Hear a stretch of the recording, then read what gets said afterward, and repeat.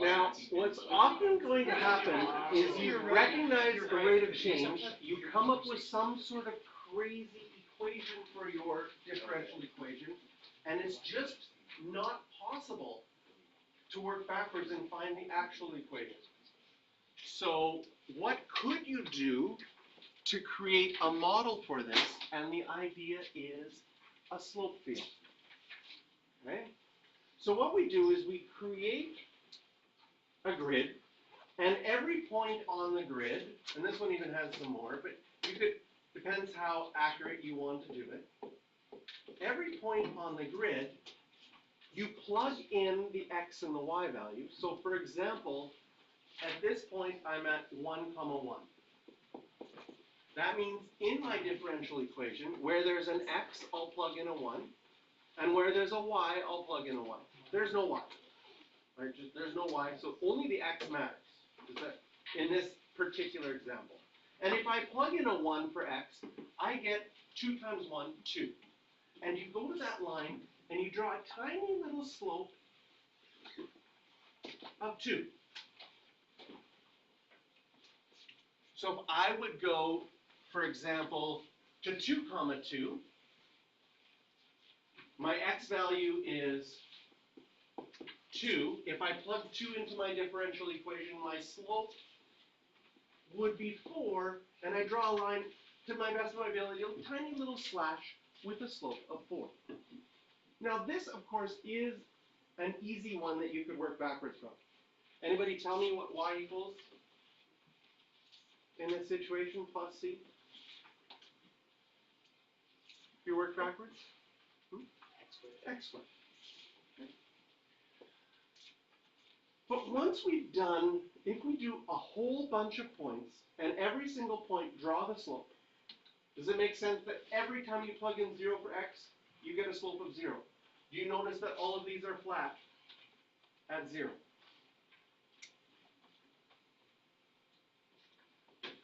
Because the y doesn't matter, because there is no y. It'll always, that's why in this example, vertically, all the slopes are the same. Do you notice how at -2, they're all little tiny slopes of -4. And at -1, they're all little tiny slopes of -2. And at -0.5, they're all little tiny slopes of -1. And what a slope field allows you to do is it would say, pretend I don't know it's supposed to be x squared plus c. And I draw this crazy slope field. And I find out I have an initial condition right here. Well, then I go through my initial conditions and I just follow the slopes, and it's like, oh, bing, bing, bing, bing, bing, bing, bing, oh. Does it make parabola? It does. So those little tiny slopes are like little tiny tangent lines that you have to draw your graph sort of through, and as those tangent lines bend, you have to bend your graph with them. And what it does is it allows you to say, hey, this is maybe what the graph looks like, even though I don't know its equation. Although this one, we knew its equation. And depending on where I pick my initial value, like, ooh, what if your initial value was here? Well then, ding, ding, ding, ding, oh, then your parabola is down lower. That's that plus c, could be anywhere. Depends on where our initial point is. So it allows us to draw all the particular solutions, even though we don't know how to work backwards. And this one, of course, was easy. So, could we work backwards for dy dx on this one? Right? Could I get the y's on one side and the x's on the other side? A little bit, but not multiplying, right? It would be like subtracting, so it would be a little bit problematic. But what we do is we take any point. Can you see that if along this diagonal here, that if x and y are the same number, so for example here, my point is 2, 2. If I plug that in, I would get 2 minus 2 plus 1, I'd get a slope of 1. And all of them on the diagonal have that slope of 1. But if I picked another point, I don't know, this 1, 2, 3, 4, let's pretend that's 4, 0. I would plug in 4 for x, 0 for y, and I would get a slope of 5. And that's what I draw as a little tiny slope as best as I can, what I think 5 would look like. And this becomes the slope field. And you can draw a whole bunch of different curves depending on the slope field. Here they're saying if you happen to pick this point, put it in blue, and you think of all those little tiny slope lines as little tiny tangent lines, they kind of guide you. Here I have it, here I have it. Oh, I've got to start bending a little bit more. Oh, I have to flatten out there. And then once I'm on that line, if you tried to go up too far, it would be like, oh, it flattens out back to that line, then it flattens out. So it gives you an idea of what the graph should look like to the best of your ability drawing through those points. We think of them as little tiny tangent lines. So here's the differential equation. X minus y plus 1. And this would not be one you could separate easily because it would be plus signs and it wouldn't work out nicely. So instead we do a table of values. We try a whole bunch of different points on our graph. So at -1, -1, I need to have a slope of 1. At -1, 0, I need a slope of 0. At -1, 1, I need a slope of -1. And we just find out all of these different points and draw all of those little tiny individual slopes. Annoying? Maybe a little bit. Hard? Absolutely not. Really quite easy.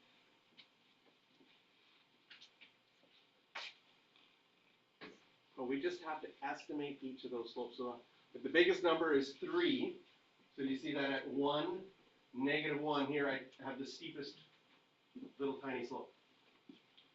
And I've got 0 a couple times. Those show up as flat lines.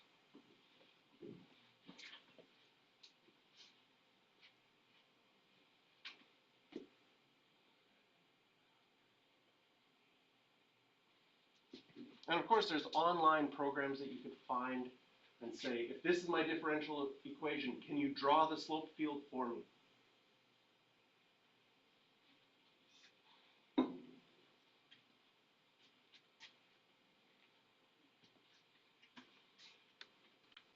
Anytime you get a slope that's undefined, that shows up as straight up and down, right? Cliffs. So slopes of 0 are flat.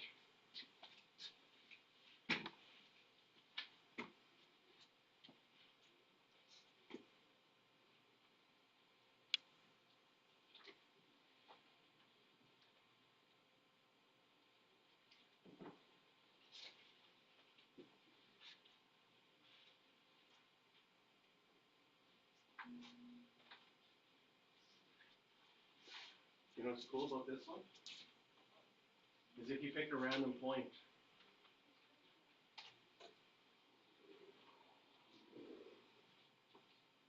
Make a perfect circle.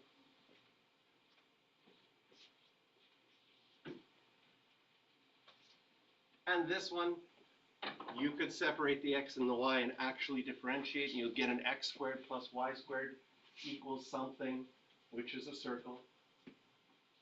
And depending on the something, the radius would be different. So it's kind of cool.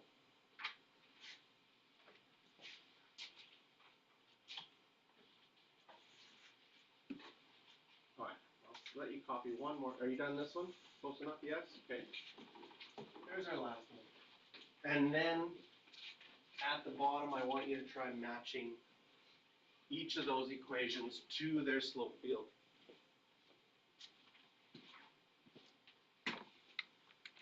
I tried to show you this one. Yeah.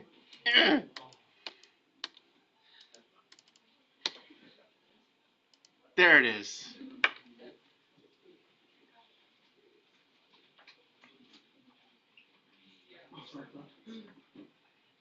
Okay, now that I gave away this one, there's only one other one with y, right? Oh! Like seriously? Okay, I've figured it out. I think I've got it.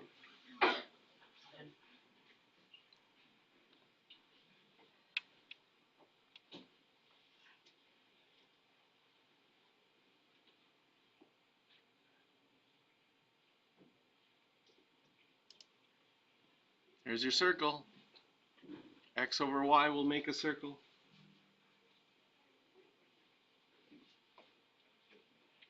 Another thing I would look for is stuff that's undefined. So here, y can't be 0. Now it's not labeled on here, but do you see as it gets close to 0 on this one, that they're getting very close to being vertical? Are there any other dividing ones? No. So that was a helpful hint for A. Hey, this one, you could do the derivative. You could integrate. Can you see you would get an x squared graph? So which one of these makes a parabola-like graph? C. There's your parabola if you drew a line through it. This one too makes a parabola. So that matches up with H. Can you see that this is a parabola with an extra x, so then you would have some sort of shift left or right?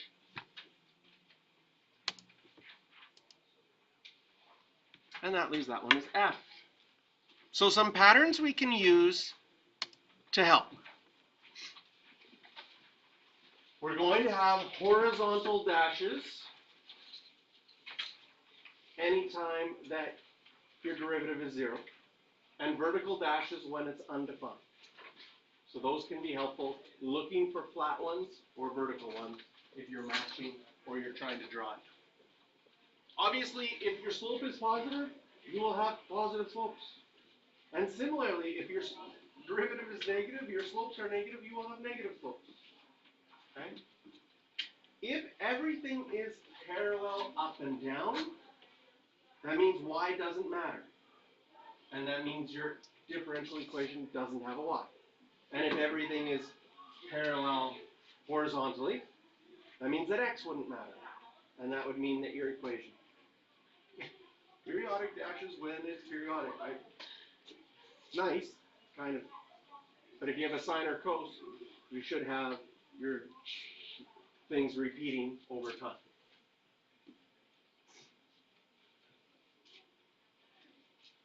Given the slope field for 2x, use the slope field to draw the graph of the particular solution if you have the initial equation x equals 0, then y equals -2.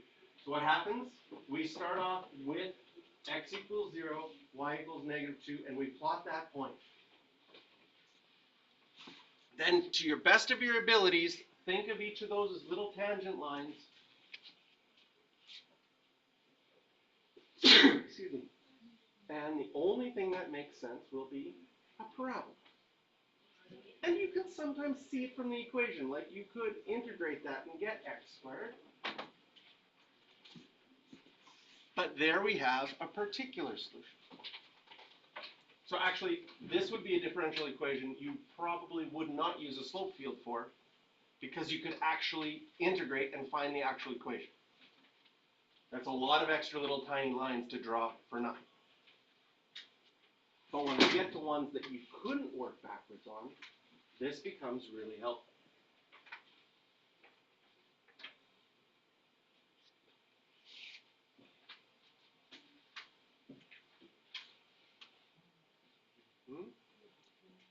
Okay.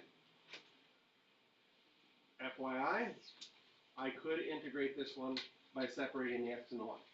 So it's something to look for. So we could actually find an equation. Does it matter if you trace these perfectly? No. You're doing sort of the best you can through those slopes. Sort of estimating if they reach little tangent points. So consider this differential equation. Calculate dy dx at the point 1, 1. So what is that slope right there at that little highlighted point? Okay? You plug in 1 for x, 1 for y, you would get a half.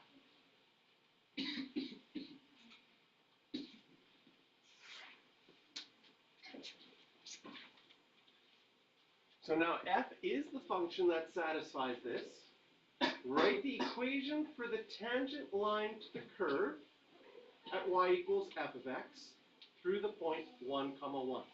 So what do we need to draw? Okay, let's think about this. This is actually, this question All of the stuff in this question is review. The only thing is the context is something new. You want to write an equation of a tangent line. What do you need to write an equation of a line? You need a point. We have the point. And you need the slope. We have the slope. Okay? I have the point. I have the slope. I could plug it into the point slope form. And I've got the equation of the tangent. What is this called? Do you remember? This is before my time. Oh, you were with Mr. LaFrance. What are we doing when we do this? Linear approximation. Right? Sometimes if we have the slope, we can use this equation of the slope to find something nearby. So 1.2 is pretty close to 1. So if I plug in 1.2, well, these are finicky. If I plug in 1.2 for x, I could solve for y, and this would be an approximation. I don't know if it's exact, but it seems reasonable.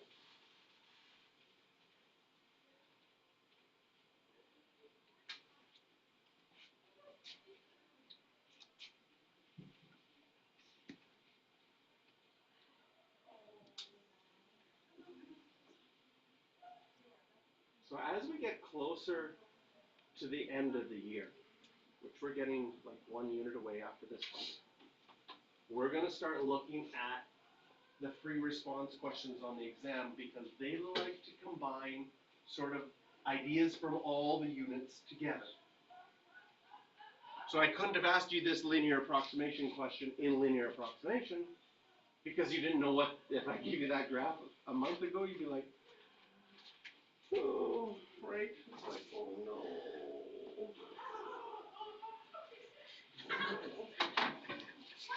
This is a crazy slope field, right? You need to make sure you keep your y values positive then if not your thing. So again, you have the slope field. And now we have two different points. To show you, because this is an example of one, you couldn't separate the x and the y nicely, because it's adding and subtracting, to actually find the integral. So we would have no way of knowing what these graphs are. And when we plug in these two different points, whoa! The graphs are extremely different. Right? Plugging in 0 and 1, I'm like, okay, I'm going to follow my little tangent lines. This is what it seems to do.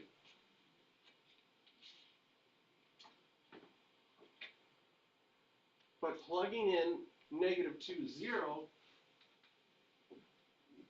that really creates something different.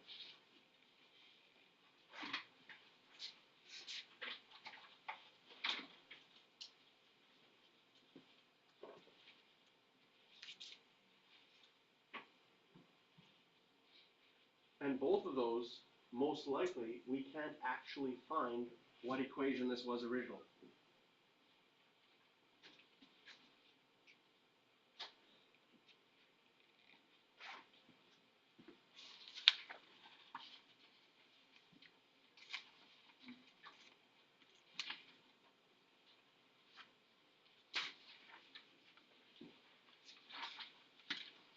Slope fields go kind of quick, eh?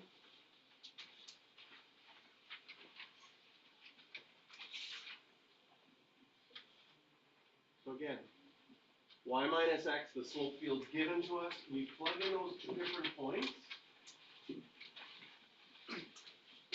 And then just follow the curves.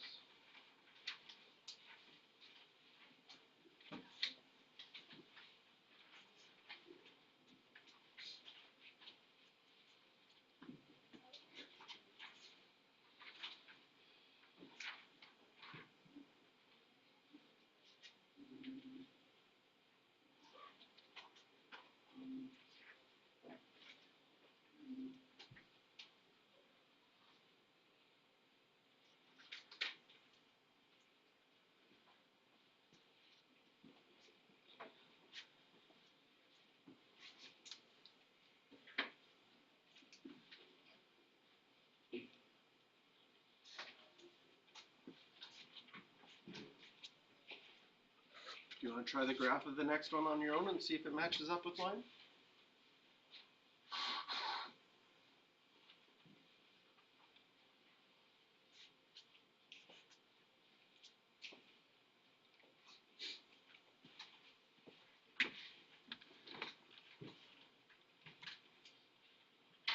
Nope, this one.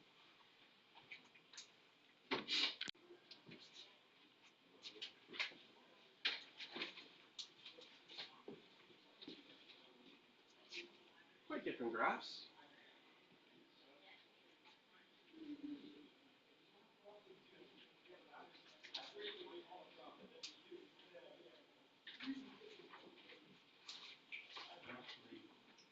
I think the green one, based on this, I think it'd probably go up into here quicker.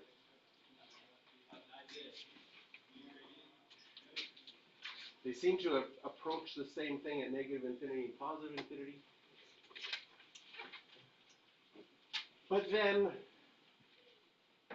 for example, on the black one, once you have that slope field, you said, if it went through 0, 2, I don't know what the equation of y is, but what is y of negative 1? Well, we could go to our graph and say, it looks like at about 0.9 on the black graph. But if my initial point was this one, and I said, what's y of negative 1 on the green graph? This one, negative 1, it looks like it's close to about negative 1.8. Different values depending on that. And the actual graph you are drawing is the graph of y. Now you can use it to say, I don't know what the equation is, but I have a good model that tells me all the values, even though I don't know its equation.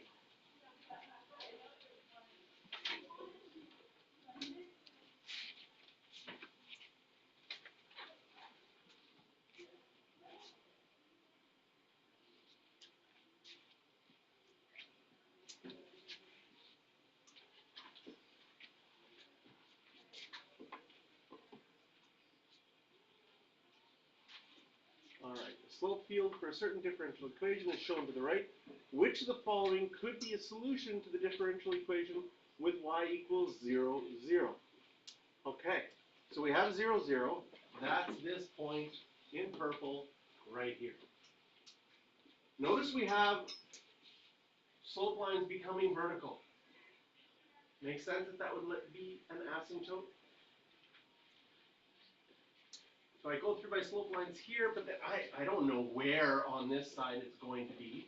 So this is a little bit of a, I'm questioning what that could be.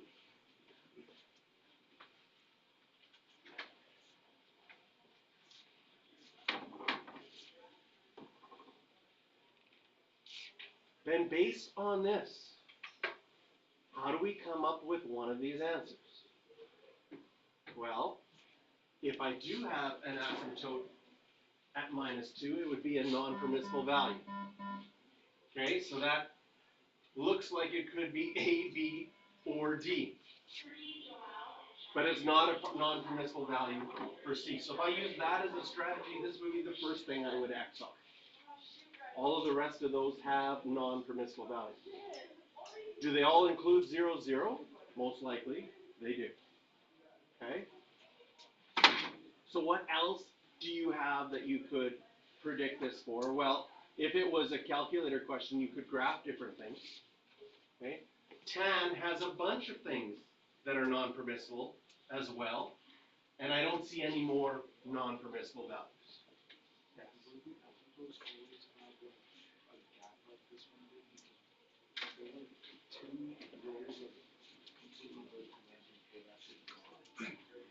A little bit, because as you get, usually when you have an asymptote, what does your graph start doing? It starts really approaching that asymptote and getting steeper and steeper quickly. So you would see that pattern happening as you get close to that non-permissible value.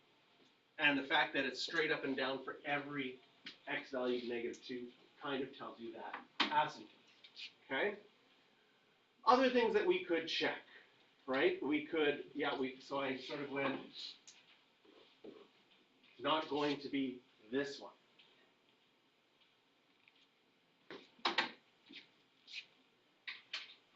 How do we know between x over x squared minus 4 and x squared over 2x plus 2? This one would have a non-permissible value at negative 2 and also a non-permissible value at positive 2. But when I look at the positive 2's here, they have slopes. So I'm really using a process of elimination and be like, okay, what's left? This seems to be the only one that works. So I'm looking at my horizontal vertical lines, non-permissible values. It's not intuitively obvious. Okay? How close does our graph actually look to x squared over 2x? Well, we could graph it on Desmos. I'm kind of curious. So let's pull up Desmos. Here we go.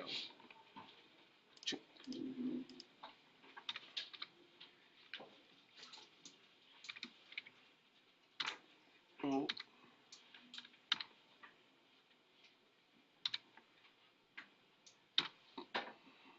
Was it x plus 2?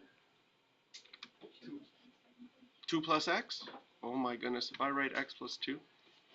Oh, and I'm like zoomed out to all.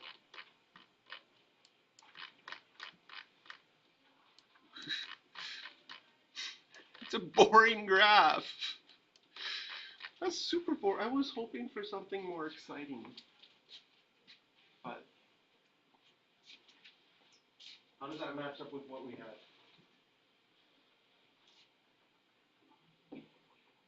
Oh, interesting.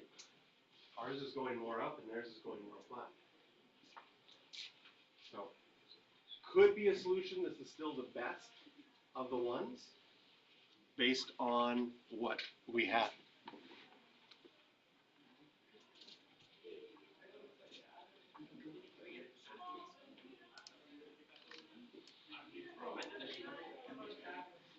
Oh, but ours. Okay.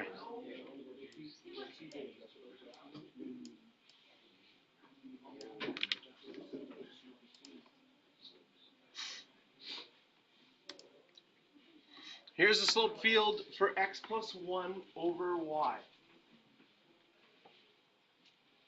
Describe all the points in the plane, y is not equal to 0, for which dy dx equals negative 1. So from our slope field, we're looking at all of these ones. How would we describe all of those? Well, we would know that x plus 1 over y, that's our derivative, has to equal negative 1. Rearranging this, we get actually this straight line, y equals negative x minus 1. So all the points on that line would give us a slope of negative 1.